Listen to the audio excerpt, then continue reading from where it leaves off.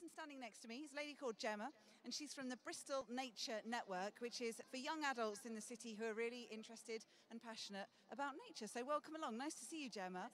Tell us about setting this network up then. So basically the network came up from when there were lots of volunteers from events like the Festival of Nature. There's an event called BioBlitz, and we were all sort of getting together after one of those events, and we decided that this was something we wanted to do on a more regular basis. And we had lots of opportunities through BioBlitz to work with some of the naturalists and build lots of new skills. So we got together and we came up with an evening where we were all going to get everyone together that was interested. And we expected to have about 10 people. 150 people later, we realised that it might be a bit bigger than we thought. We've now got almost 1,000 people on our books, and that is all people mostly aged 18 to 30 who are interested in nature. So to be a member, you don't need to actually have any skills or any particular knowledge, you just need to be interested. And so we do lots of different things to help people build up the skills and meet more people who are interested in nature. Okay. Tell us about an event that you've got coming up soon then, or one that you've just recently had, just to give us an idea.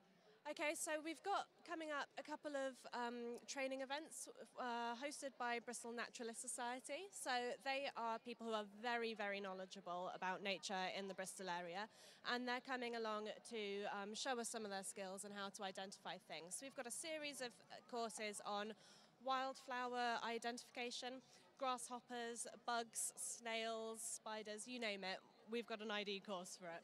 So we've got that coming up, and we've also got our monthly pub night, which is for anyone to come along to, just so we can come and get to know everyone and network a little bit. And that is on the 6th of July at 6 p.m. at the Full Moon Pub. And in terms of who comes, just to be absolutely clear, you don't need to be at university to do this. You don't need to be working at the BBC or at one of the many independent production companies. You don't need to be doing anything like that. You can be working in something totally different, but just care about nature. It's absolutely open.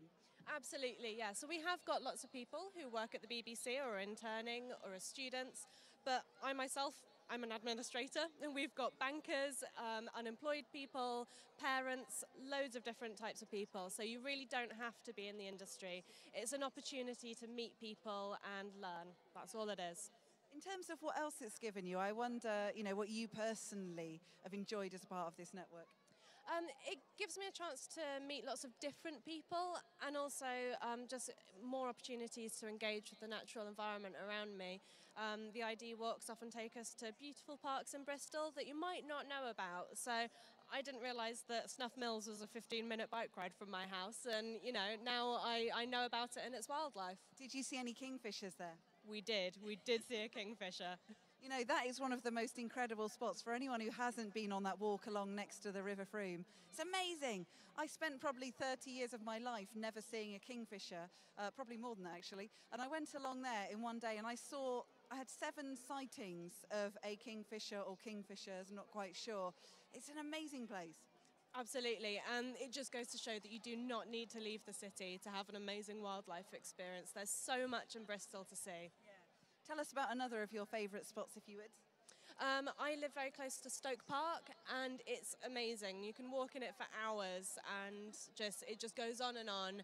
Beautiful mosaic habitats of woodlands, grassland.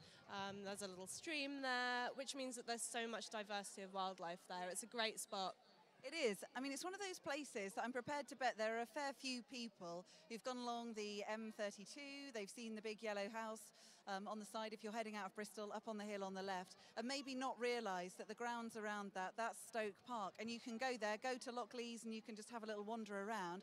And one of the brilliant things about it is a chap called Steve England has put in several walks that make it very easy to follow a couple of different trails. Absolutely, yeah. In fact, I found it.